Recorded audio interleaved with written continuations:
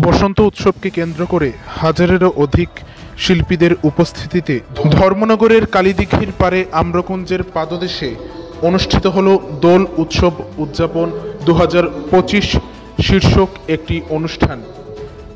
22 March শনিবার সকাল আনুমানিক 9টা নাগাদ এমনই দৃশ্য পরিলক্ষিত হয় উত্তর ত্রিপুরা জেলার জেলা সদর ধর্মনগর শহরের কালীদিঘির পারে অবস্থিত আম্রকুঞ্জের পাদদেশে।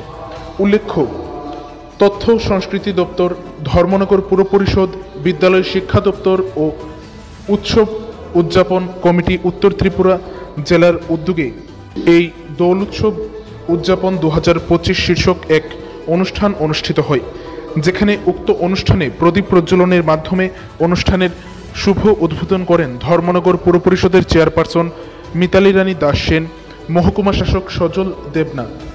যেখানে এই অনুষ্ঠানে উপস্থিত হন ধর্মনগরের বিধায়ক তথা রাজ্য বিধানসভার অধ্যক্ষ বিশ্ববন্ধু সেন।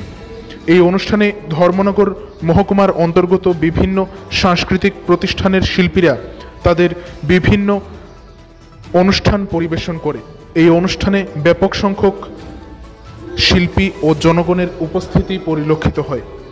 উক্ত অনুষ্ঠানে ধর্মনগর পুর পরিষদের সকল কাউন্সিলর সহ অন্যান্য জনপ্রতিনিধিগণরাও উপস্থিত ছিলেন। ধর্মনগরের দোল উৎসব যেন অনন্তকালের সুধা নিয়ে এসেছে সকলের মনে।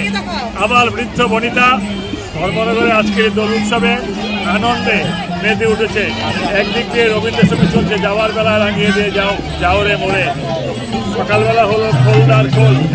প্রাণের আনন্দে সবাই খুশিতে উদ্বেলিত। এত সুন্দর অনুষ্ঠান ধর্মনগরে। সারা ত্রিপুরাবাসীকে আমি বলবো, ধর্মনগরে আসুন, আপনাদেরকে আমন্ত্রণ জানাই। নেতাজি জন্ম জয়ন্তীতে আসুন, বসন্ত উৎসবে আসুন, মানে দোলের উৎসবে আসুন, মহালয়ে আসুন।